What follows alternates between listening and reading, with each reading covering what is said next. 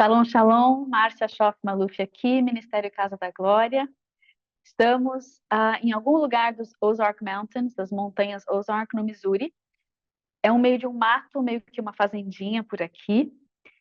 E acabamos de fazer a tradução do culto Glória de Sião Internacional. Hoje é dia 22 de setembro de 2024. E quem ministrou hoje foi a Linda Heidler. E ela falou a respeito de nós ganharmos o nosso testemunho da fé. Foi muito boa a palavra. Eu quero te encorajar a assistir o culto inteiro. Nós tivemos alguns probleminhas técnicos, porque a máquina é nova, então não tinha zoom na máquina. Eu passei 1 hora tentando organizar tudo, então a gente começou um pouquinho atrasado, mas tudo funcionou muito bem depois que a gente conseguiu entrar. A internet não falhou, foi perfeito hoje. Louvado seja o nosso Rei maravilhoso Jesus. Porque fazia tempo que a gente não tinha um momento de boa internet e boa memória de computador para conseguir fazer esse negócio acontecer. Eu preciso colocar o meu PIN aqui em mim, será? Deixa eu colocar o PIN do vídeo, assim todo mundo vai ver eu, é isso? É assim que funciona?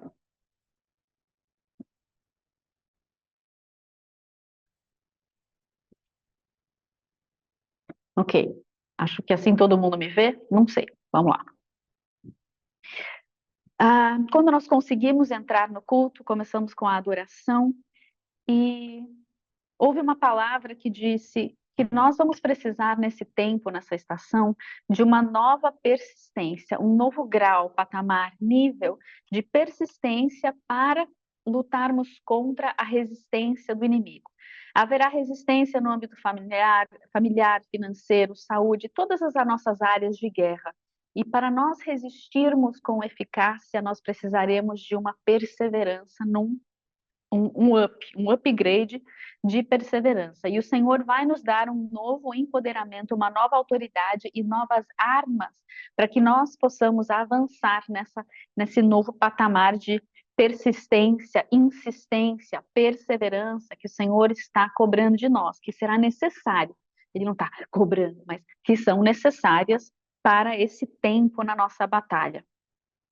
Outra palavra na adoração foi que o Senhor nos faz instrumentos mais afiados, instrumentos especificamente de debulhar, que é uma ferramenta para a colheita. Então, nós não podemos perder de vista que o que temos aqui é colheita. Nós estamos aqui para sermos ferramentas, instrumentos nas mãos de Deus para semear e colher vidas.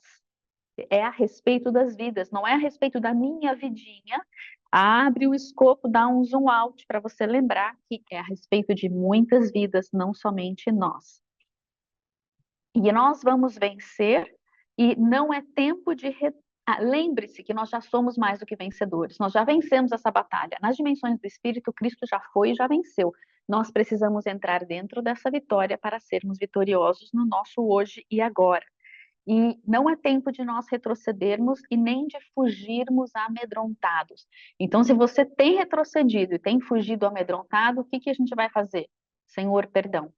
Eu te peço perdão porque eu tenho retrocedido, tenho fugido amedrontado. Ajuda-me a não.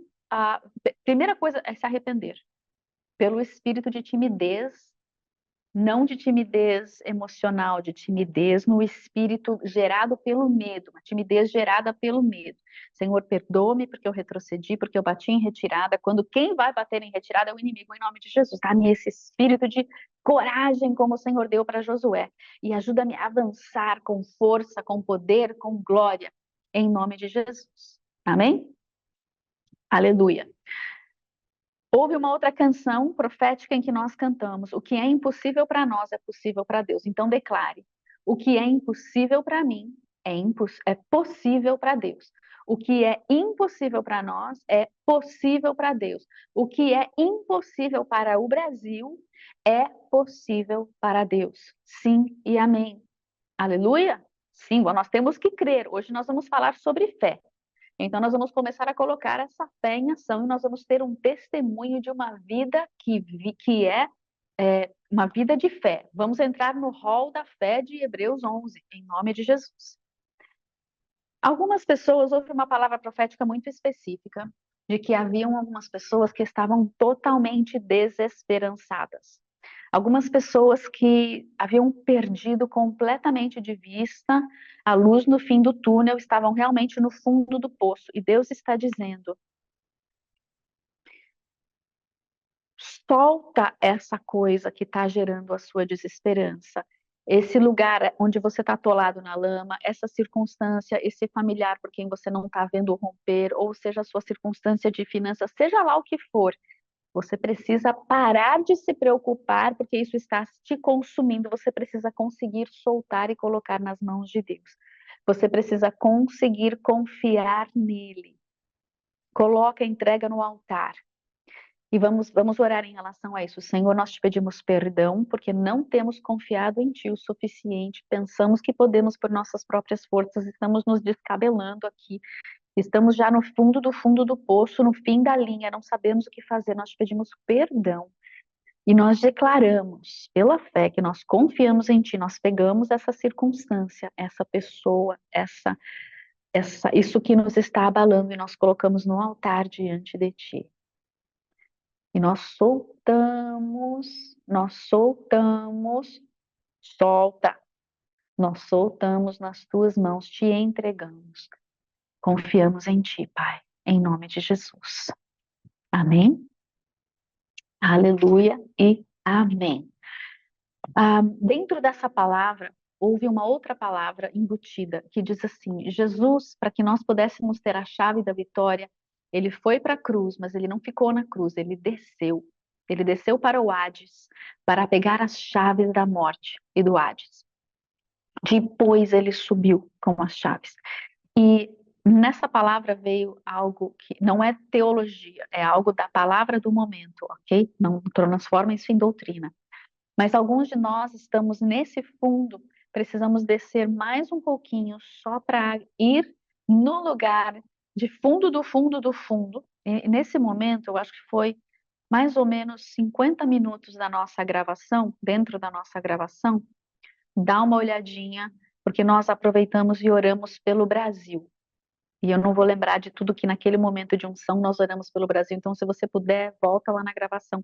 Se você está nos assistindo pelo YouTube e você quer entrar no grupo onde está toda a gravação do culto todo, você pode me mandar uma mensagem no WhatsApp.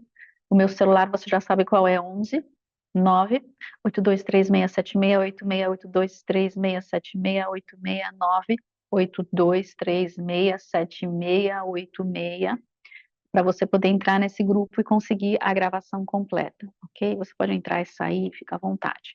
Não precisa ficar lá, mas é ali que está a gravação completa desse culto, não no YouTube.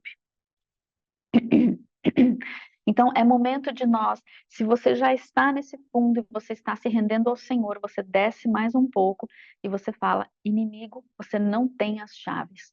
Quem tem as chaves é Jesus, e eu vou tomar de volta essas chaves que o Senhor roubou, e então eu vou acender com essas chaves, vou abrir e vou fechar aquilo que o Senhor está me mandando abrir e fechar, aquilo que Ele me deu autoridade para abrir e fechar. Em nome de Jesus. Amém? Então, não é para você transformar isso em uma doutrina, porque isso não é bíblico ser como uma doutrina. Isso é um momento em que o Senhor trouxe uma palavra profética para aqueles que estão no fundo. Se não morreu de vez, morre, meu querido, morre. Coloca no altar toda a sua carne, toda a sua falta de rendição, tua falta de submissão, porque é aqui, nesse lugar de render-se totalmente em adoração aos pés do Senhor, que você vai receber chaves. Isso para dizer que não é pela força e nem pelo poder, mas pelo Espírito de Deus, que tudo vai se cumprir em nossas vidas. Quando nós ainda temos força e poder, nós precisamos colocar aos pés do Senhor, abrir mão daquilo que é nosso, porque em nós mesmos nada vai se cumprir. Somente em Deus, pelo Espírito de Deus, pela autoridade e poder do Espírito Santo, é que nós teremos a capacidade de receber as chaves que Deus nos deu para abrir e fechar portas, janelas, portais, circunstâncias que precisam ser mudadas nas dimensões do Espírito para que elas venham a se cumprir aqui no nosso plano físico, em nome de Jesus. Amém? O Senhor vai renovar e restaurar nossa esperança, fé e amor. Há uma restauração dessas três coisas. Foi uma profecia que o irmão do Chuck trouxe, que é como é que ele chama? O Keith trouxe, e louve ao Senhor dizendo que Ele é digno, Ele é digno, Ele é digno, Ele é digno. Não deixe de adorar ao Senhor, porque a nossa libertação vem quando nós subimos em adoração. Muitos estão querendo, essa é uma outra palavra juntando aqui, muitos estão querendo ser libertos pelo próprio sistema, pela própria maneira de fazer. Mas não é assim que nós somos libertos. Não adianta você colocar a sua libertação dentro do sistema do mundo. Eu sei que existem muitos aconselhamentos, muita psicologia, que é muito bênção. Coloca tudo isso nas prateleiras, tudo que você aprendeu, e agora vai para o Espírito Santo. Espírito Santo, o que é que o Senhor quer usar para a minha libertação? Suba em adoração, adore, tu és digno, tu és digno. Adorar não é pedir, adorar é exaltar a pessoa de Cristo acima de todas as coisas. Imagina que você está na sala do trono, você entrou na sala do rei, na sala do trono onde está sentado o rei, não tem nenhuma outra conversa, é a respeito dele. É a respeito de se render e se submeter a ele. É a respeito de entregar-se completamente a ele e declarar quem ele é, porque o teu destino está nas mãos dele. Então você entra, sobe em adoração, e então o Senhor vai te forjar nesse momento e vai te dar as ferramentas, se você já as tem, qual é a que você vai usar, como você vai usá-la, quando você vai usá-la, com quem você vai usá-la, até onde você vai usá-la. E se ele não quiser usar nenhuma dessas, você não vai usar nenhuma dessas, você vai obedecer. E se ele quiser usar uma mistura dessas, você vai obedecer também, em nome de Jesus. Lembre-se, Deus conhece você melhor do que a psicologia, melhor do que os sistemas dos homens. Ele cria e te dá tudo isso, mas é ele quem vai fazer a operação da coisa. Então, Deus, e dentro dessa palavra, que eu achei uma das mais importantes do nosso louvor, que muitos estão buscando dentro do sistema organizar a nossa libertação, enquanto ela precisa ser recebida, a estratégia será recebida em adoração. Deus está fomentando as tempestades. E tem muita gente pegando ventilador, pegando um monte de coisa para ver se consegue soprar para longe a tempestade, repreendendo como se fosse do inimigo. E é Deus que mandou a tempestade. Deus está usando as tempestades para nos forjar, amados. Ele está usando as tempestades para forjar e trazer à luz os dons necessários para vencer essa tempestade, para que nós entremos no posicionamento correto, para que a fé seja gerada, para que haja o guerrear necessário. Então, pare de repreender alguns ventos como se fossem do inimigo. Lembre-se da situação de Israel. Quando Israel estava fora do prumo, o que Deus fazia? Enviava os assírios, a Babilônia, enviou vários inimigos para guerrear contra Israel, para que Israel fosse disciplinado, forjado, fortalecido, purificado e entrasse nos eixos de novo. Então, se nós estamos fora dos eixos, seja uma coisa minoritária ou majoritária, a maneira de Deus fazer, muitas vezes, quando ele já falou uma, duas, três, quatro, e a gente não ouviu e não obedeceu, a gente não correspondeu com ele, a maneira que ele faz, muitas vezes, é enviando uma tempestade. Então, a tempestade, tudo coopera para o bem daqueles que amam a Deus. Se ele está disciplinando porque ele nos ama, isso que está acontecendo vai cooperar para o nosso bem. Agora, o que a gente faz? Volta os olhos para ele e fala, ok, Deus, estou no meio de uma tempestade, SOS, o que eu fiz ou o que eu faço? Ou os dois. E aí ele vai trazer. Então, lembra desse momento que eu tentei te corrigir, você não deixou, virou uma bola de neve. Agora, para eu desfazer essa bola de neve, eu preciso de uma tempestade. E aí você vai falar, eita Deus, ok, Deus, perdão, eu realmente pisei na bola, o Senhor tentou me avisar e eu me arrependo, Senhor, porque eu machuquei o seu coração. E eu desobedeci a tua palavra. O que a gente faz quando a desobedece? Não é que Deus é aí mal, não pode fazer nada, Deus. Não, ele estabelece cercas de proteção, esses são os limites que ele coloca ao nosso redor. Quando nós violamos esses limites, nós, sem saber, talvez, tocamos em princípios espirituais que se voltam contra nós. É como uma criança que coloca o dedinho na tomada. Mamãe e papai colocaram lá uma proteção para bebê não colocar o dedo na tomada. Ele vai, tá descalço, gatinhando no chão, bota a mão na boca, tira a proteção e enfia o dedinho. Vai levar um choque. Esses são os limites. A proteção na tomada é o limite de proteção que o Senhor nos deu. As grades nas janelas são os limites de proteção que Deus coloca para a criança que não entende o princípio da lei da gravidade, não se mate, não caia lá fora e morra. Então Deus estabeleceu muitos princípios que são esses limites que Ele nos dá. Quando nós violamos esses limites, nós nos machucamos e muitas vezes nós não entendemos porque a morte está vindo atrás de nós, porque nós violamos alguns limites que Deus impôs para a nossa proteção.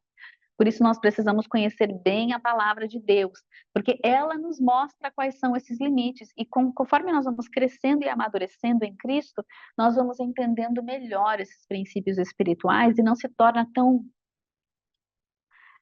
dramático eu não poder tocar nisso. Eu não toco nisso porque eu sei que vai me matar. Eu não toco. A eletricidade não tem cheiro, não tem cor, não, né? Não tem barulho, a não ser que você chegue muito pertinho lá do primário para você ouvir o bzz do barulho dele. Ela não tem, então na tomada não tem. Eu já levei choque em fiação em casa e, meu Deus do céu, o negócio é feroz. Não me matou, graças a Deus, não me queimou, mas o susto foi suficiente para nunca mais eu querer botar a mão naquele negócio, sem uma luva, né? Sei lá. Então, entendamos isso, que Deus está muitas vezes mandando tempestades porque nós saímos da cerca de proteção e nós estamos colhendo uma tempestade. Que Deus é tão bom, maravilhoso e gracioso que vai usar a tempestade para nos aprumar e nos forjar. Ainda a gente vai sair com mais armas, mais dons, mais posicionamento, mais força e mais maturidade. Então, vamos aproveitar as tempestades para crescermos no Senhor. Amém? Deus é bom assim. A graça dele é assim, a misericórdia dele é assim. A gente chega nos trapos, entra na disciplina e ainda sai com muito mais do que imaginamos ser possível. Precisamos abrir espaço e dar lugar para a presença de Deus, para que Ele possa fazer o que Ele quiser em nós. E aí eu trago o texto de Filipenses 2:13.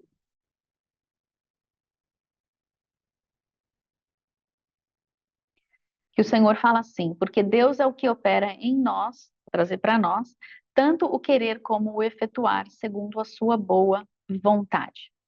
Então, o que Deus está falando aqui é que se nós nos submetermos a Ele, se o Espírito Santo habita em nós e nós deixarmos, Ele nos mostra o querer dele e o nosso querer passa a ser como o querer de Deus. E aí a gente não precisa ter medo de ficar imaginando como raios vamos fazer isso, porque se o querer é de Deus, o efetuar também é dele. Se ele diz que é isso que ele quer, ele obviamente vai nos dar o poder, a autoridade, capacitação, dons e etc., para nós efetuarmos aquilo que é a vontade dele. Então tudo fica mais fácil. Eu não preciso ficar brigando a minha vontade contra a dele, eu já me rendi, já me submeti, tá? Meu corpo, alma, espírito, mente, coração, sentimentos, pensamentos, emoções e vontade já estão aprumados com a vontade dele. Então eu já quero o que ele quer. Efetuar é fácil, porque ele também vai me dar os instrumentos, ferramentas e armas necessárias para que eu consiga cumprir o seu querer. Amém? Então, esse é o nosso desejo ao nos rendermos a Ti, Senhor, que o Teu querer e o Teu efetuar estejam em nós. Nós cantamos uma canção que falava assim, Senhor, eu rendo a Ti os meus fardos, minha coroa, as mentiras que eu tenho ouvido eu coloco no altar, as dúvidas que eu tenho tido eu entrego para ti. Eu me arrependo, Senhor, do meu vacilar, porque não tenho sido maduro, não tenho sido firme, tenho sido um pouco vacilante aqui ou ali. Perdoa-me, Senhor, fortalece-me e arraiga-me firmemente na rocha do teu amor, em nome de Jesus.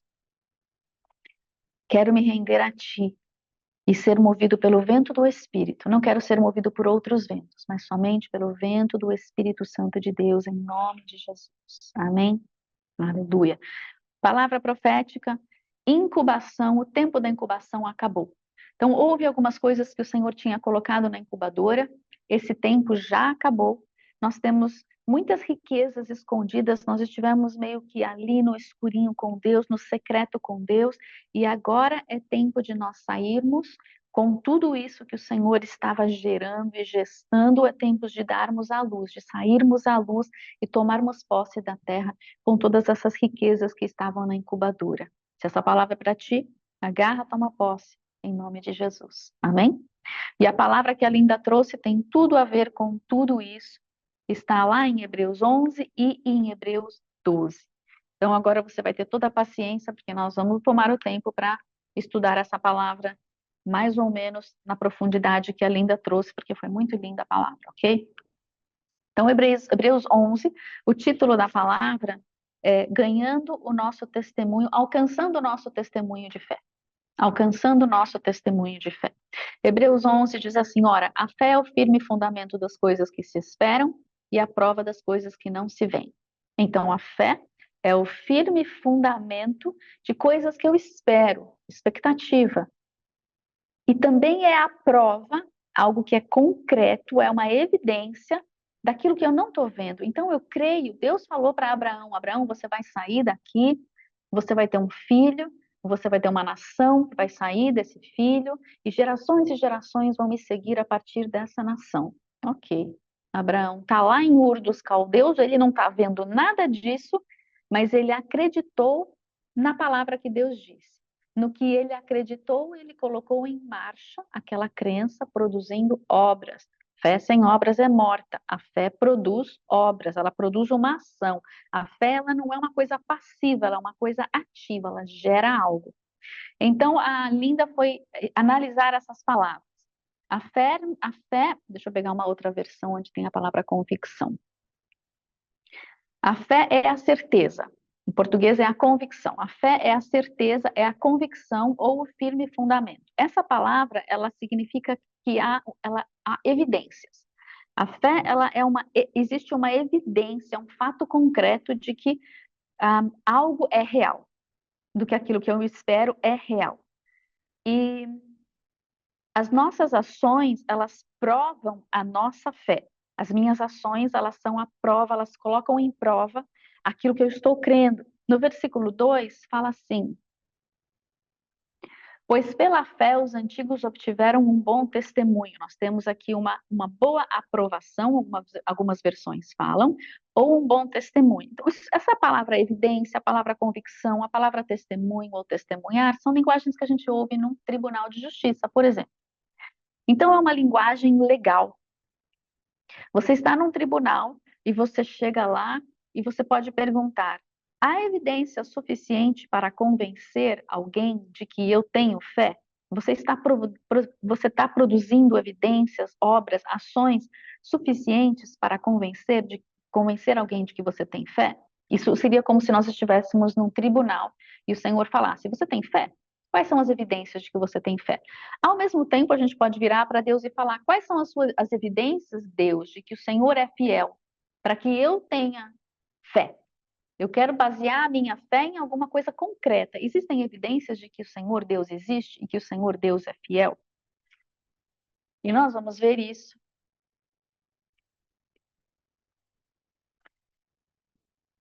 No versículo 3: pela fé entendemos que os mundos, pela palavra de Deus, foram criados, de maneira que aquilo que se vê não foi feito do que é aparente. Então, se tem uma coisa que nós podemos dizer que o mundo testifica, né? A criação testifica da existência de Deus. Romanos 1, pode ler lá o capítulo 1 de Romanos. Deus é fiel. Ele criou o universo, ele fez os céus e a terra, o sol continua nascendo, ele continua se põe, as estrelas não caem do firmamento. Isso é uma evidência de que Deus é fiel. Ele disse que criaria, que estabeleceria e que tudo ficaria posto. Tudo está posto. É uma evidência de que há um Deus fiel. Os céus declaram a glória de Deus. Ok? Então, céus, o firmamento, tudo que está funcionando declara a existência e a evidência de que há um Deus. Sim, em Romanos 1, nós vemos muitos que decidiram não olhar esse testemunho, não creem nesse testemunho, logo a vida deles não está edificada na fé de que há um Deus fiel, então eles creem em alguma outra coisa que é evidente pelas suas ações. E em Romanos 1, não vou nem entrar lá, nós vemos exatamente o nosso mundo como está, porque não creem em Deus, no Deus Criador, e começam a produzir fruto e obras de algo oposto do que seria o fruto e obras de crermos em Deus, no Deus Criador. Deus, ele diz assim: olha, você pode me provar, você pode colocar à prova a minha existência, se você quiser. Eu vou te convencer, eu tenho provas de que eu sou Deus. Então, muitas vezes, tem muita gente que se converte assim, né? Então, Deus, prova para mim que você existe. E Deus muitas vezes os leva a um caminho onde eles vão ver a evidência da existência de Deus. Cada um de nós precisa de uma evidência diferente. Eu não precisei de todas as tantas coisas assim mirabolantes. Para mim está muito claro que uma folhinha nunca é igual a nenhuma folha, 6.000 anos quase de existência e árvores no planeta todo se renovando, folhas caindo ano após ano, após ano, após ano, nenhuma é igual a outra.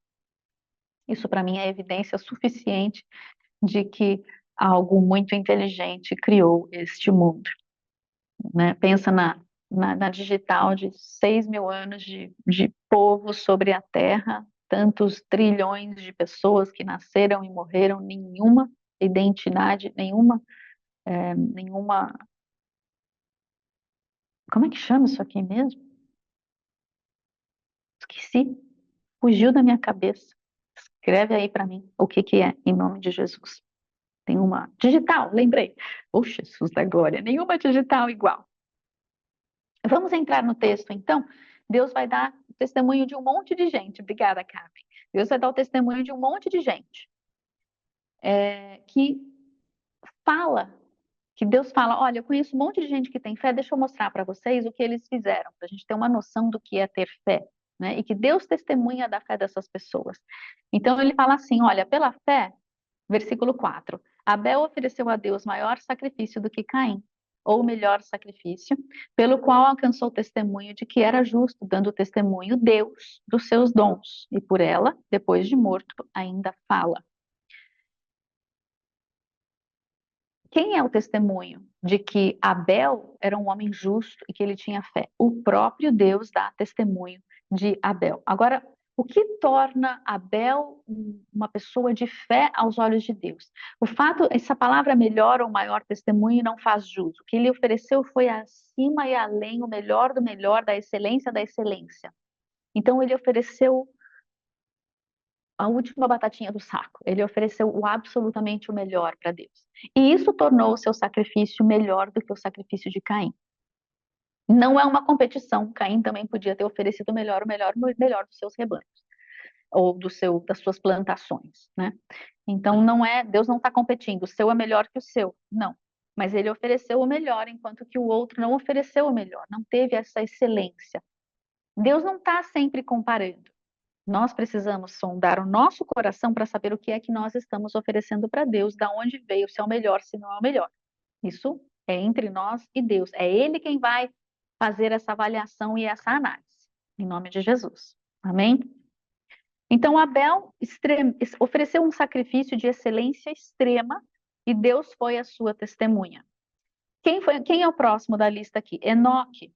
Ele nem viu a morte, porque Deus o trasladou, porque ele alcançou um testemunho que agradou a Deus. E sem fé, vamos descobrir o princípio de que sem fé é impossível agradar a Deus, é necessário que aquele que se aproxima de Deus creia que ele existe. Primeiro, para você agradar a Deus com a sua fé, você tem que crer que ele existe, senão que nexo tem? Você está querendo agradar a Deus, mas você não sabe nem crer que ele existe? Então você precisa crer que Deus existe, e então você agrada a Deus com a maneira como você crê que ele existe. E Deus, ele te recompensa quando busca, crendo que ele existe. E Deus também foi a testemunha de Enoque. Ou seja, nós precisamos dar o nosso melhor para Deus, precisamos fazê-lo de forma que o agrada, porque nós cremos de fato de fato sabemos em quem temos crido. Próxima pessoa aqui é Noé, no versículo 7. Pela fé, Noé, divinamente avisado das coisas que ainda não se viam, Noé, vai acontecer isso. Ok, eu acredito. Para salvar a sua família, ele preparou a arca. Então, Deus te deu uma estratégia, Deus falou, vai acontecer um evento. Você não sabe como vai funcionar isso. Ok. Para você salvar a sua família, você precisa fazer isso. E ele fez. Ele ouviu e obedeceu. Ele cooperou com Deus e a sua família foi toda salva. E Deus, e toda a sua família foi testemunha disso. Então, aqui não foi só Enoque, Deus não foi a única testemunha como foi com Enoque, e como foi com Noé dentro desse ou como foi com Abel dentro desse texto. Deus foi testemunha, mas todo o povo daquela época viu por 100 anos plus Noé construindo aquela arca. Então houve muitas testemunhas, elas não sobreviveram para contar a história, mas nós sabemos que houveram outras testemunhas, o que nos faz perguntar como estamos em termos de o que os outros estão vendo ao meu respeito. Eu me baseio no que os outros estão vendo? Não. O objetivo é agradar a Deus. Mas estando num mundo cheio de pessoas ao meu redor, o meu testemunho não é visto somente por Deus, ele também é visto pelas pessoas ao meu redor. E o legado que nós deixamos diante das pessoas é esse testemunho do que os outros testemunham a nosso respeito. O que viram em nós, como vivemos nossas vidas.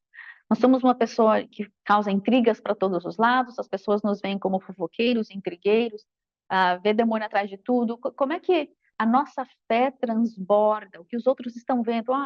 O Beto, ele é uma pessoa assim, assim, assim. O Cláudio é uma pessoa assim, assim, assim. Como nós vemos as vidas faz parte do que testemunhamos a respeito da sua fé. Nós somos testemunhas uns dos outros. A próxima pessoa que nós vemos aqui é Abraão. Então, lá em Gênesis 12, Deus fala para Abraão que ele tem promessas. Olha, eu vou te dar um filho, vou te dar uma nação, vou te dar gerações, eu tenho uma promessa grande que vai além de você. E no versículo 15 a gente vê que Deus imputa a Abraão a fé, a justiça, por meio da sua fé, não por meio das suas obras. Ou seja, quando as nossas obras serão o que vai ser avaliado, porque a fé sem obras é morta. Então a nossa fé precisa produzir algo, mas antes da fé de Abraão produzir algo, Deus enxergou lá dentro de Abraão que a sua fé produziria, porque Deus conhece as intenções do nosso coração e ele sabe o que move nas dimensões do espírito nosso coração. Então, no momento em que Abraão recebeu a promessa de Deus, ele já creu. E então ele começou a caminhar, desenvolver aquela fé com ações que produziam alguma coisa. Mas a sua justiça foi imputada logo ali no início, quando Deus enxergou o tipo de fé que ele teria, seria o tipo de fé que produziria aquelas obras. E ele realmente produziu aquelas obras. E então a gente fala de Sara também. Sara ali no versículo 11, fale o que você quiser da Sara rindo nos bastidores. Também a mesma Sara recebeu a virtude de conceber e deu à luz já fora da idade, porquanto teve por fiel aquele que tinha prometido. Então, Sara, nós vemos algumas palavrinhas aqui. Não sei qual é a sua versão, a minha está na João Ferreira atualizada e corrigida, eu acho. Fala assim, Sara recebeu virtude. Então, a palavra receber é tomar posse, se apropriar. Ela entrou dentro daquilo com os dois pés juntos, ela saltou para dentro daquela promessa. E não é só eu recebo, que legal, será? Não, ela se jogou dentro daquela promessa com uma fé como se já estivesse acontecendo. Ela agarrou aquilo com todas as suas forças. Virtude é dunamis, poder, é o poder sobrenatural dos milagres. Então ela se joga com tudo dentro do poder sobrenatural dos milagres para conceber. E a palavra concepção aqui é estabelecer fundamentos para uma nova geração. Aquilo que ela recebeu, que ela se apropriou com todas as suas forças, com poder sobrenatural, seria para gerações, não somente para ela. E de fato, ainda que ela estivesse com o seu útero adormecido, ela recebeu tudo aquilo que ela se jogou lá com muita fé para receber dentro daquilo que Deus havia falado. E mesmo que o tempo para aquilo no seu corpo físico já tivesse cessado, Deus estabelece um novo Kairos para que ela possa entrar dentro da sua promessa, já que ela se jogou para dentro com a fé do poder sobrenatural, do milagre, para que se cumprisse. Então, se você está precisando, se apropria desse texto aqui, se joga dentro da promessa que Deus te deu. Agora, Deus não deu a mesma promessa para todo mundo, né? Então, se você tem 90 anos de idade e você quer ter filhos, assegure-se de que foi Deus que falou mesmo com você, porque não é porque Deus falou para Sara que ele é para ti. Então, coloca isso para os outras promessas também. Não é porque Deus falou para Jacó uma coisa que é teu. Não é porque Deus falou para Davi que é teu. Agora, se Deus falou para você que esse X é seu, e por acaso ele também deu para Davi, você corre lá para ver como que Davi se apropriou e ver se dá para você pegar carona nesse barco. Mas o importante é saber que Deus falou, ter certeza, confirmação de várias maneiras que Deus realmente falou aquilo, e aí você não larga de jeito nenhum, porque o inimigo vai falar tá, lá para você, né? Ah, Deus falou isso. Dá licença, diabo. Então, você está falando isso, tem problema não, sabe por quê? Porque eu ouvi do próprio Deus, e ele falou isso. Tudo bem? Não, imagina. Escuta aqui. Eu não preciso ouvir o que você tem para me dizer. Bata em retirada agora em nome de Jesus, porque a minha fé não está em você. Eu estou olhando para Jesus, autor e consumador da minha fé, e eu vou avançar, eu vou romper e eu vou vencer. E vamos falar isso para Satanás? Então, Satanás, o Brasil não é teu. O Brasil pertence ao Senhor Jesus. Ele já prometeu. Nós somos uma nação adoradora, uma nação evangelista. Nós vamos percorrer as nações nos tempos dos abalos e nós vamos ganhar muitas e muitas vidas. A colheita está conosco. Nós somos os trabalhadores da última hora dessa colheita. Que nós não arredaremos fé da nossa promessa. O Brasil é do Senhor Jesus. Ponto. Fim. Bata em retirada agora em nome de Jesus Cristo de Nazaré. Amém. Amém. Se você sabe que a promessa é para o Brasil, não arreda pé, para de ouvir o mimimi. Ah, eu estou aqui, a promessa está lá, não enxergo o caminho no meio. Não tem problema, o caminho do meio está com Jesus, o problema é dele. Como ele vai fazer cumprir isso, a gente não precisa enxergar. Como é que Abraão saiu de Ur e foi acabar numa terra prometida gerações depois e o Messias viria? Ele não enxergou, mas ele creu, ele acreditou e ele avançou, ele produziu, ele teve uma fé que produziu algo, uma movimentação. Ele tinha, a parte dele era sair de Ur dos Caldeus, chegar em Canaã, ir para o Egito e o povo tinha de voltar de novo para a terra prometida, ela tinha de ser possuída. Amados, o andar da carruagem é com Deus. Nós nos posicionamos firme na promessa, nós cremos e fazemos o que Ele mandar a gente fazer agora, nesse momento. Nossa parte é o aqui e o agora, em nome de Jesus. O resto é com Deus, amém? A cada dia basta o seu mal. O amanhã a gente entrega nas mãos do Senhor e crê que Ele vai fazer, em nome de Jesus. Amém? Yes. Amém. Muito bem. E então ele vai falando que nós temos um monte de testemunhos aqui, você continua lendo aí no capítulo 11, vários testemunhos, mas olha só, e todos esses, versículo 39, todos esses, tendo tido testemunho pela fé, não alcançaram a promessa do Messias, Jesus, provendo Deus alguma coisa melhor a nosso respeito para que eles, sem nós, não fôssemos aperfeiçoados. Então Deus queria que a gente estivesse por aqui. Eles recebem a promessa quando nós recebemos a promessa. Então, quando nós vamos receber a promessa, todos juntos, na segunda vinda, quando houver a ressurreição deles, a transformação nossa, e então juntos nós recebemos a promessa do reino, a nova Jerusalém descendo sobre a terra, em nome de Jesus. Amém? Mas Deus quis que nós participássemos. Então, você vira aí a sua página para o capítulo 12. Portanto, nós também, pois estamos rodeados de tão grande nuvem de testemunhas. Então, eles estão testemunhando da nossa vez agora. Nós temos a testemunha deles escrito aqui nas Escrituras e eles estão observando o nosso testemunho aqui na Terra agora, enquanto nós estamos vivendo. E assim como eles, nós temos algumas tarefas para cumprir. Primeiro, nós vamos deixar todo o embaraço, todo o pecado que tão de perto nos rodeia. E então nós vamos correr com paciência, perseverança, persistência e insistência a carreira que nos está proposta. Eles correram a carreira deles. Abraão correu a deles, saiu de Ur, fez o caminho que ele tinha que fazer, cometeu os erros que ele ia cometer e venceu mesmo dentro dos seus erros. A Davi a mesma coisa, correu a sua carreira. Agora é a nossa vez de correr a nossa carreira. É a vez do Brasil correr a sua carreira dentro daquilo que Deus propôs para nós. O que pode nos impedir de correr essa carreira? Embaraços e pecados. Então, embaraços, aquilo que nos faz atolar, aquilo que, imagina uma teia de aranha que você fica preso nela. Você vai ter que identificar as coisas que o inimigo lança no seu caminho para você sair dela, desses tropeços e avançar. As armadilhas que o inimigo envia, você vai sair, deixa para trás essas coisas, não fica preso lá na... Não, Espírito Santo. E se chegou, eu já até imagino a teia de aranha. Espírito Santo, Jesus, SOS, como é que eu saio daqui?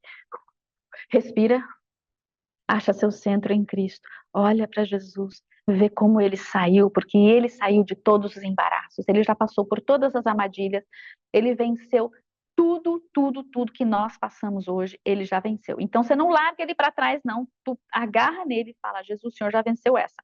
Como que eu saio daqui mesmo? E aí ele vai te mostrar, vai te dar coragem, e você vai com toda a calma, em nome de Jesus. Ou com a espada, conforme ele te der, mas você vai atravessar em nome de Jesus. Amém? Depois toma um banho para tirar aquele monte de teinha que fica preso, né? E segue viagem. Em nome de Jesus. E o pecado? A gente sempre ouve, né, que o pecado que nos rodeia é que quando a gente perde, erra o alvo. Então tem lá o alvo, você atirou e errou a marca. Era para fazer vermelho e tu fez azul. Era para fazer para a direita, tu foi para a esquerda. Você errou o alvo. O problema é que é pior do que errar o alvo. Quando a gente erra o alvo, a gente não recebe o prêmio.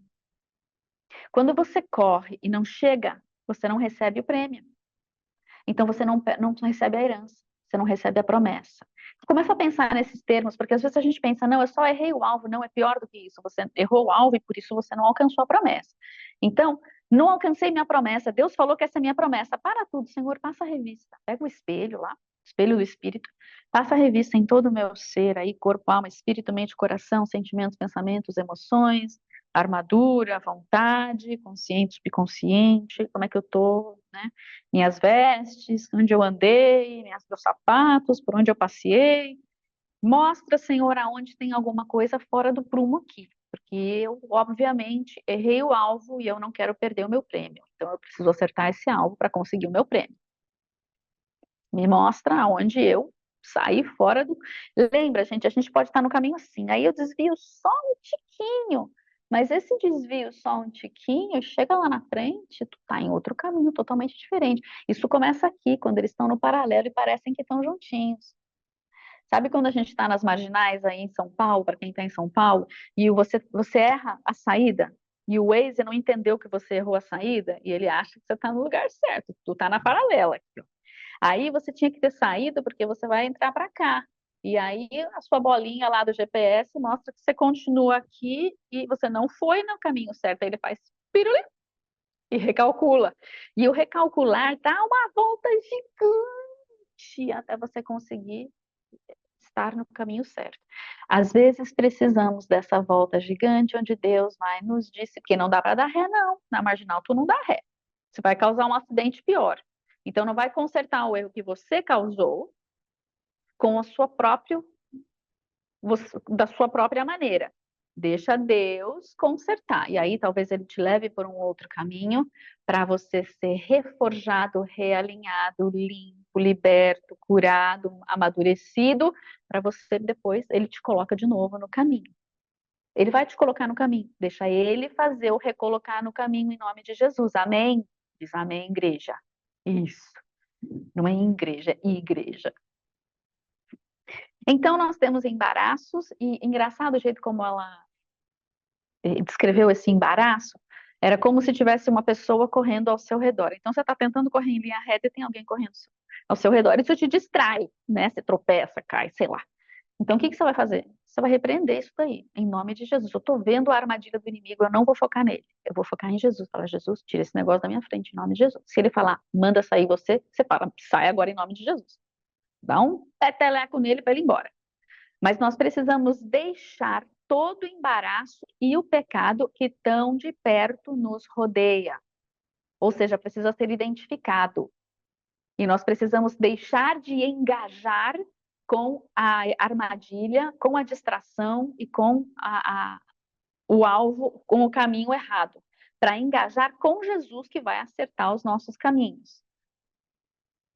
E corramos, não fica parado, meu querido, porque a corrida tem que correr, tem que se movimentar, não pode ficar em Uri e falar eu creio, tem que sair de Uri falando eu creio. Então Deus te deu um caminho, tu vai colocar em ação essa fé e você vai avançar. Como que você vai correr? Como é que você vai avançar? Com paciência, é devagar, é perseverando. Quando ele mandar correr, você corre. Quando ele mandar você para, você para. Quando ele mandar você entrar à direita, você entra. É o passo dele, não vai na frente de Jesus e não fica atrás de Jesus. Anda do lado, pega na mão dele e anda do lado dele.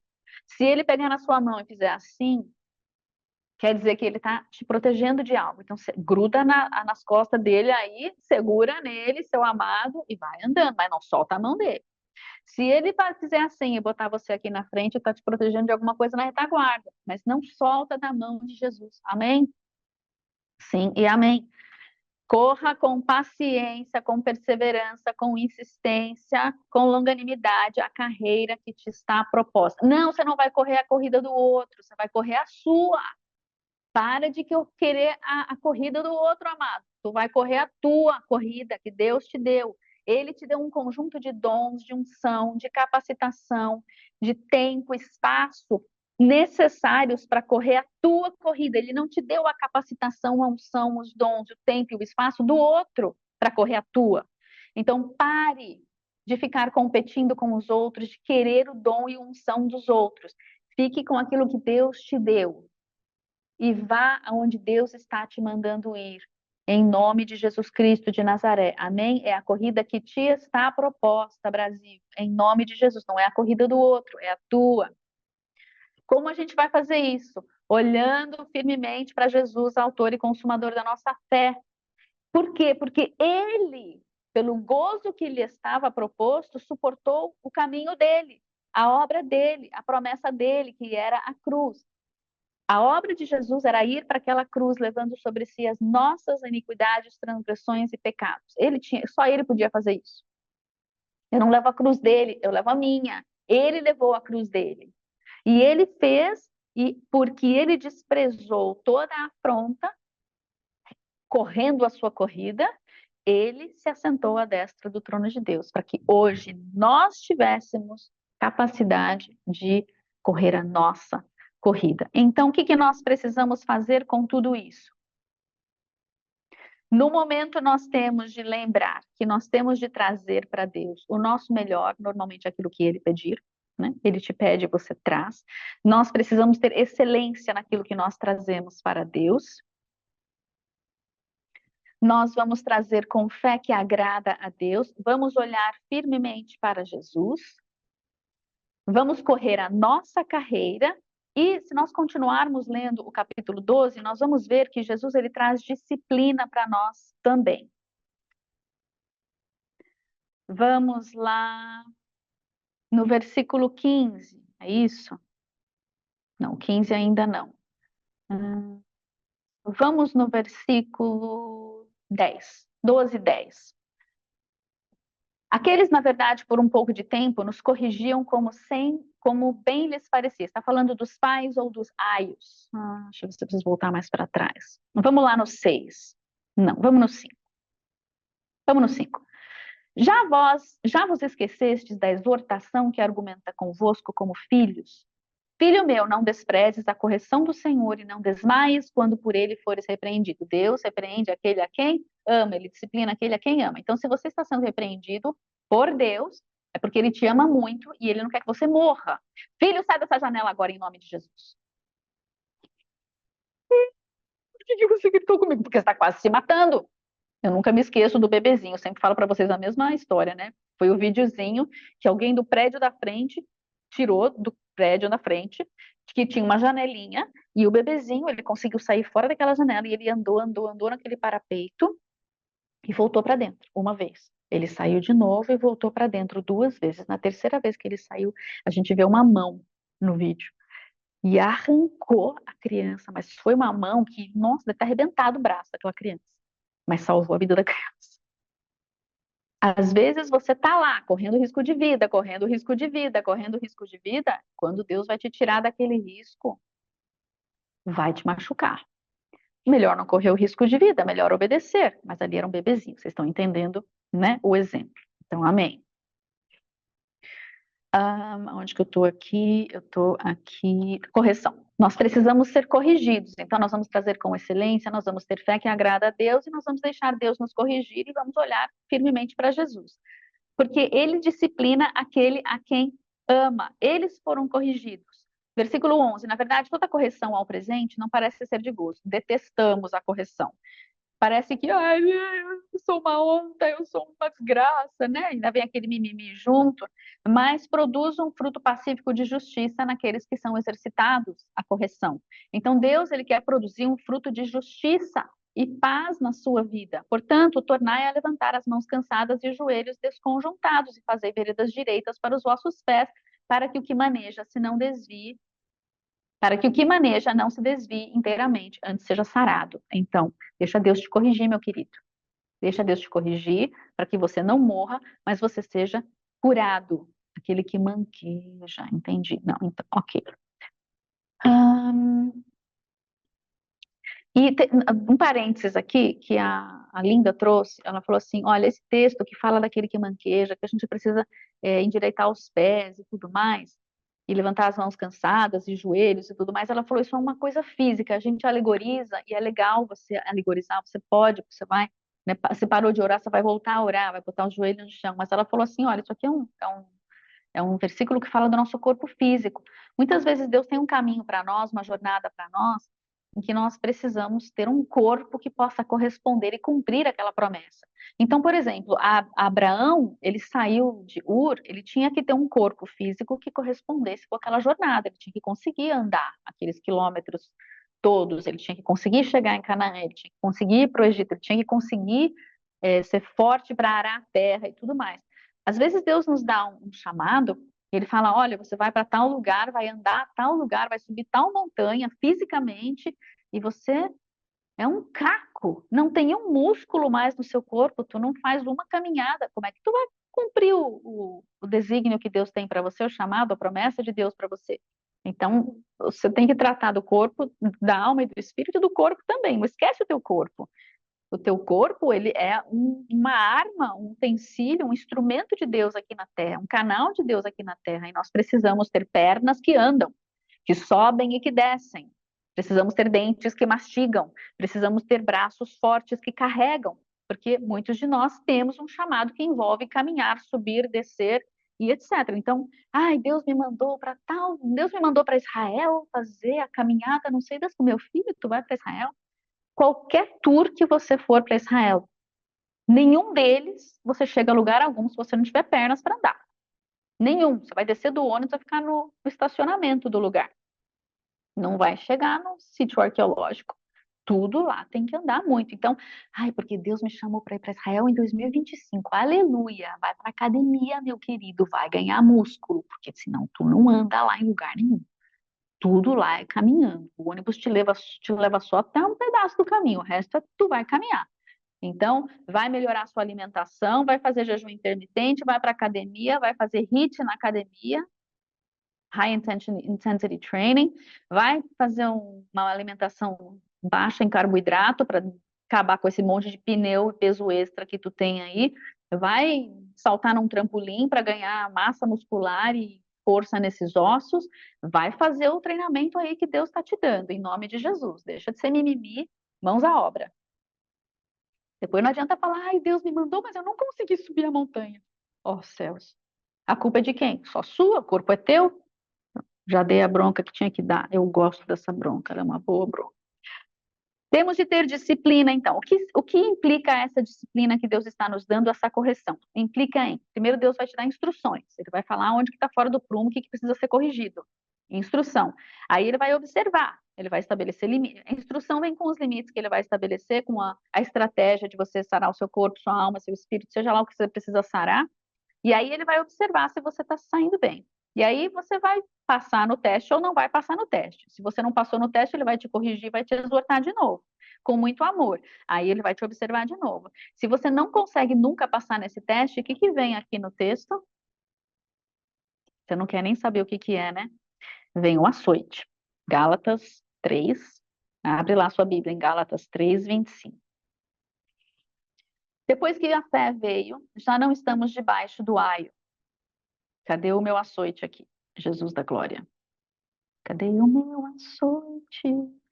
Não estamos mais debaixo do aio, porque todos sois filhos de Deus pela fé em Cristo Jesus, batizados.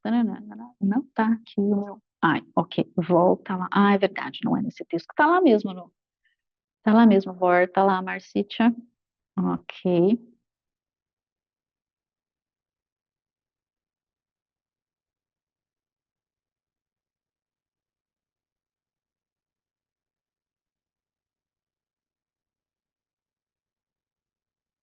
Hum. correção, o Pai corrige, nos corrige como filhos e não bastardos. Se alguém achou, me ajuda. Não achei e não vou mais procurar. Ok, tranquilo, sem problemas. Deus nos corrige com amor e, de vez em quando, se necessário, venha um tipo, arreda-te Satanás para Pedro, que é um baita de um açoite, que deixou Pedro acabado, que não entendeu bolhufas. Mas Deus estava corrigindo com amor e foi tentando colocar Pedro no prumo, tentar até que Pedro insistiu no fora do prumo e levou um de esquerda e um de direita, mas ele entrou no prumo com o tempo. Quando nós, dentro da disciplina, começamos a entender a obedecer às instruções e nós conseguimos achar o rumo e o caminho, então nós temos êxito, nós vencemos e então nós acabamos de desenvolver o nosso testemunho de fé. Não vou entrar nisso aí não, Deus. Quer dizer, Márcia, não Deus. Precisamos nos submeter à disciplina e à instrução de Deus se nós queremos obter um testemunho de fé. Alcançar, ter esse testemunho de fé. Amém? Ok. Temos ainda no versículo 15, diz assim: tendo cuidado de que ninguém se prive da graça de Deus. Deus tem graça para nós, uma provisão de graça. Não vai sozinho conseguir entrar nos eixos de novo. Não vai sozinho. Você precisa, para você correr essa corrida, você precisa se apropriar da graça de Deus. Ele já sabe que você vai errar. Ele já sabe que você vai dar uma desviada de vez em quando. Ele já sabe que você vai cair. Ele já sabe que nem sempre você vai conseguir se deixar os embaraços e o pecado. Ele já sabe. Então, ele te deu uma provisão extra para essa viagem, para essa jornada, de graça. Aproprie-se dessa graça. Caiu, não se atola na lama do mimimi, da autocomiseração. Reconhece. Cai. Fica bravo com você? Isso. Agora vai se arrepende diante do Senhor. Senhor, perdoa. Eu vi de longe e eu mordi o raio da cenoura. Mas eu não vou morrer nesse mimimi. Eu não vou deixar o inimigo ficar me acusando pro resto da minha vida. Eu vou reconhecer que eu errei, vou pôr um ponto final nisso e vou avançar em nome de Jesus. Não deixa as pessoas, você falhou com alguém, não deixa a pessoa ficar te trazendo mimimi o tempo. Porque você me machucou, porque você falhou comigo, porque você fez isso. Ok, já entendi. Me perdoou? Ótimo. Senhor, você me perdoou? Eu realmente fiz isso, uma desgraça, mas eu não vou morar nesse lugar do mimimi. Eu não vou morar nessa lama de amargura e de ressentimento comigo mesmo ou com os outros. Eu não vou deixar o inimigo ficar me acusando constantemente, porque o Senhor tratou daquilo, levou sobre si as minhas iniquidades, transgressões. Essa transgressão já está na cruz, porque eu já me arrependi dela e eu agora vou. Espírito Santo, como é que eu saio daqui agora? Me lava, me limpa. Aonde que eu continuo andando aqui? Me bota no caminho aí. Amém. Fui. Amados, é para durar umas horas. E olhe lá, se durar 2, 3 dias, sangue de Jesus tem poder. Se durar meses e anos, tu grita para alguém te ajudar a sair dessa lama em nome de Jesus.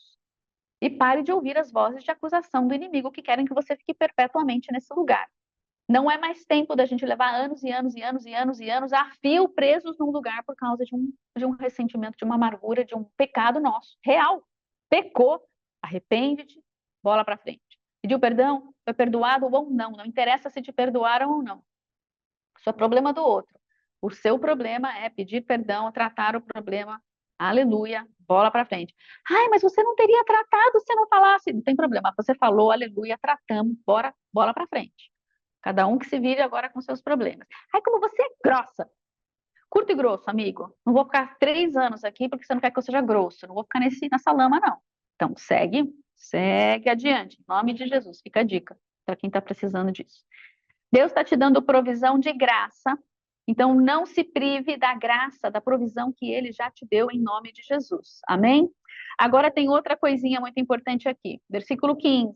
Não se prive da graça de Deus e de nenhuma raiz de amargura. Cuidado com a raiz de amargura, porque a raiz de amargura também vai te deixar preso numa lama. Você não quer ficar preso nessa lama. Raiz de amargura, quando a gente fica no foco da perda. Eu não consegui, essa promessa não se cumpriu porque eu errei aqui. Essa promessa não se cumpriu porque o fulano roubou de mim. E eu fico preso ali no porquê que eu não consegui. Para tudo. Senhor, te peço perdão porque eu errei, ou porque fulano fez e eu não soube tomar de volta, e whatever. Seja lá o que for, está no passado. Aquele Kairos já foi. Então agora tu está aqui no presente. Tu vai deixar para trás isso que está te embaraçando, vai perdoar 1000 vezes e vai falar, ok, Deus, aquilo já passou. Aquele Kairos dentro daquele Cronos já era. Agora a gente está em outro Cronos, eu preciso de outro Kairos, ou o Senhor mudou os planos e eu estou nas tuas mãos, Deus. Eu não sei o que fazer, mas eu estou nas tuas mãos. Então me ajuda. Eu preciso de ti. Não sei o que fazer, mas eu não vou ficar naquela lama da amargura e do ressentimento, do mimimi, mamamó, mumumu, por uma situação que eu não tenho como corrigir e já está lá no passado.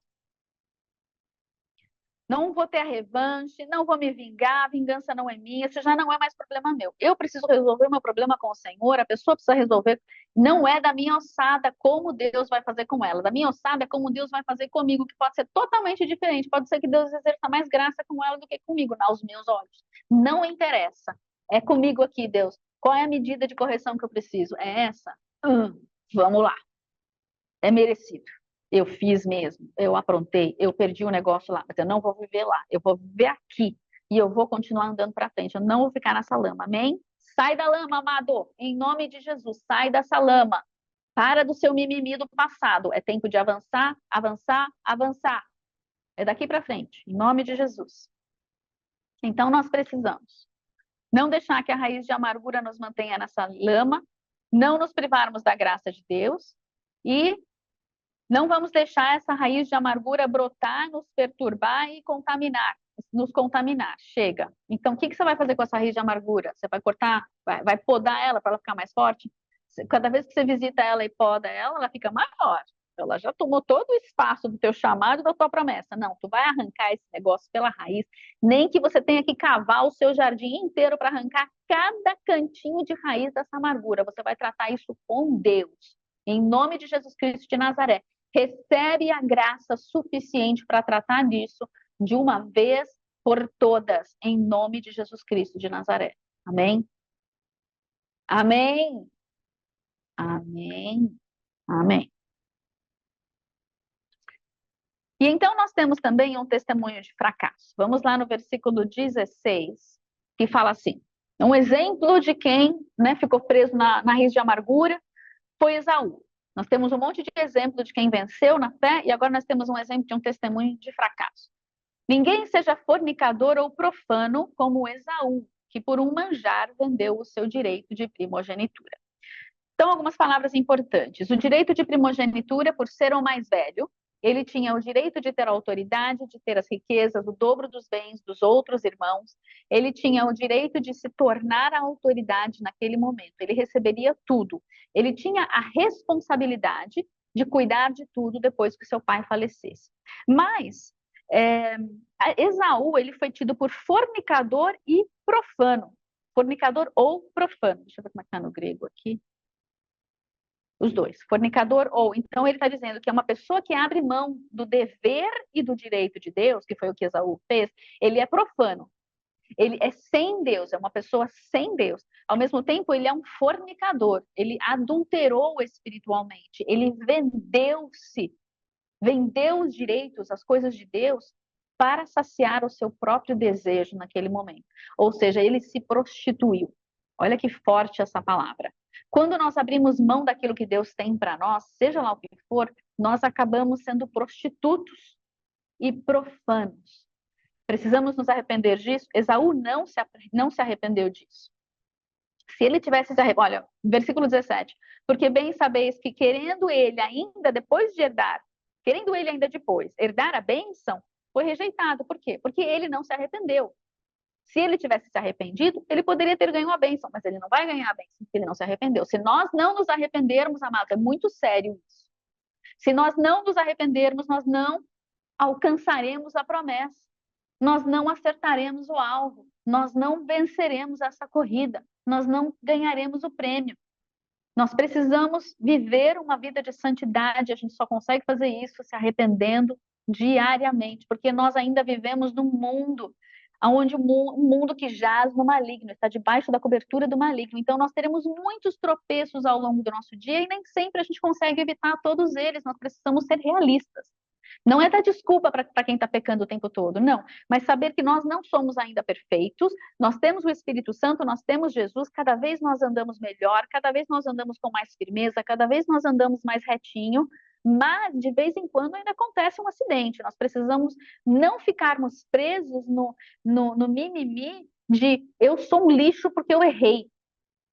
Eu não posso viver nessa lama da culpa, ao mesmo tempo eu preciso ser responsável pelos meus atos, eu preciso prestar conta, Senhor, eu vi vindo e, cara, eu cedi às minhas paixões.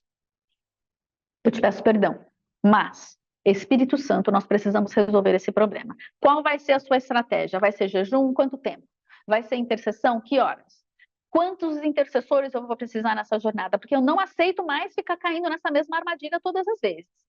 Eu sou mais do que vencedor por meio daquele que me amou, aquele que tem um propósito para a minha vida, e eu vou honrar o nome de Jesus sobre a minha vida, e eu vou gerar um testemunho de fé. Deus, eu preciso da sua ajuda para isso. Eu não quero mais fracassar nessa área. Basta. Basta, eu quero te dar a recompensa pelo teu sofrimento. E parte da recompensa pelo teu sofrimento naquela cruz por mim é eu conseguir endireitar e vencer esse negócio aqui. Qual é a tua estratégia? Eu me submeto a ti. Eu faço o que for necessário para não te machucar, te magoar de novo, para não entristecer o teu coração de novo, para não manchar o teu testemunho na minha vida de novo. Amém, amados? Existe um caminhar, existe jeito. Tudo tem jeito. É Deus quem vai nos mostrar que jeito é esse. Amém? Em nome de Jesus Cristo de Nazaré. Amém. Vamos passar nesses testes. E então, que tipo de pessoa quero ser? Quando nós estivermos diante do tribunal de Cristo e perguntarmos: você é uma pessoa de fé? Eu vou dizer: sou uma pessoa de fé. Quem será minha testemunha para dizer que sou uma pessoa de fé? Quem vai dizer se meu nome pode entrar nessa lista de Hebreus 11? Deus é minha testemunha? Ele é testemunha de tudo, ele sabe de tudo. E os homens também podem ser sua testemunha. A grande nuvem de testemunhas pode testificar a seu respeito. Qual é o legado que nós estamos deixando para aqueles que estão ao nosso redor? Tenho testemunhas? Eles testificam da minha fé? Eu tenho um testemunho de fé?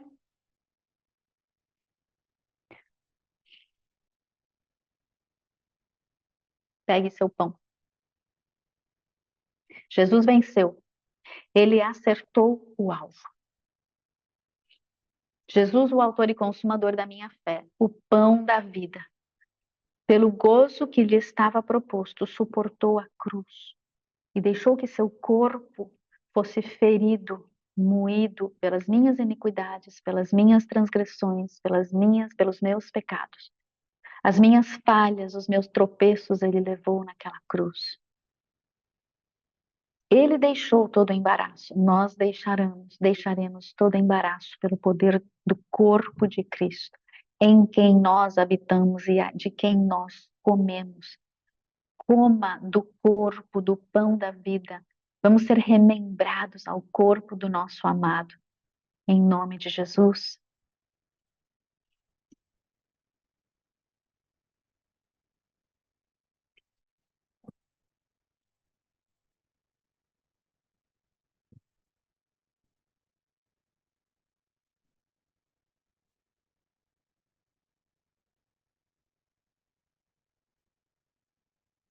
O Brasil olha para ti, Jesus, autor e consumador da nossa fé. Nós correremos o propósito, a corrida que nos é proposta por ti, como nação. Seremos uma nação ovelha, por isso nós precisamos comer do pão da vida.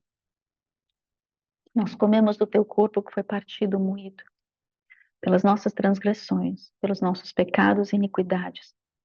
Nós te pedimos perdão, Senhor, porque não nos tornamos ainda a terra de Veracruz. Ainda não somos conhecidos como o porto seguro do Salvador e tampouco como o lugar de habitação do Espírito Santo da Vitória. E esse é o nosso chamado e o nosso desígnio, e nós entramos nesse chamado, nós dizemos sim para correr essa corrida, essa carreira que o Senhor propôs para nós, de sermos uma nação adoradora em santidade. Nós comemos de Ti, que sejamos fortalecidos, que recebamos as armas, os instrumentos, as ferramentas necessárias para esta carreira, que sejamos nós forjados, membros desta nação, membros do Teu corpo, para que possamos Te dar, Jesus, a recompensa pelo Teu sacrifício. Em nome de Jesus, Brasil, coma.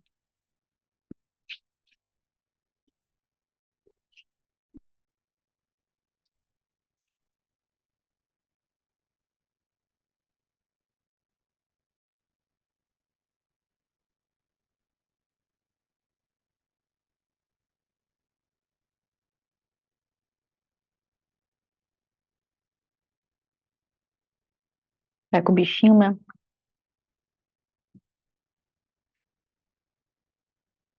Senhor Jesus, este é o Teu sangue que foi derramado na cruz por nós.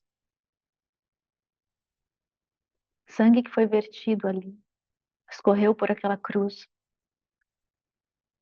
desceu por aquele madeiro, chegou até o solo, para remir o nosso material de criação. Material que havia sido banhado pelas águas vivas, pairado pelo Espírito Santo, moldado pelas mãos do Pai, vestido com as vestes de Cristo e soprado pelo Espírito Santo. Recebeu vida pelo sopro do Espírito Santo e caminhava no teu jardim. Mas que perdeu essa habitação, essas vestes, esse sopro. Mas Cristo trouxe de volta essa glória, essa coroa, essa vida divina de Deus para dentro de nós por meio desse sangue. O Senhor rasga o véu e nós entramos novamente nos braços do Pai. Temos a reconciliação com o nosso papai, já não mais órfãos, mas agora filhos. Nós bebemos, Senhor Jesus, do teu sangue cheio da vida, da glória, da luz do DNA do Pai.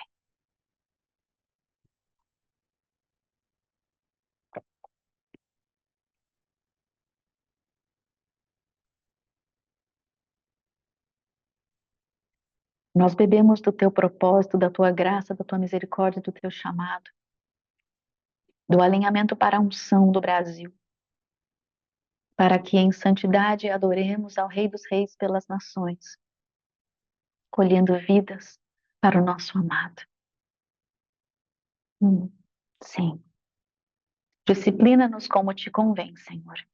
Corrige-nos como te convém, pois somos filhos amados. Fortalece-nos como nos convém, como te convém. E ajuda-nos a sermos filhos maduros para realizarmos a tua obra nesta terra. Para a tua honra, para a tua glória, no poder e na força do Espírito Santo de Deus. Para a glória do Pai. E em nome, o nome sobre todo nome, o nome mais glorioso, mais poderoso e majestoso que há, Yeshua. Yeshua Emmanuel, Deus conosco na terra para salvar. Aleluia. Lechaim, Brasil, beba.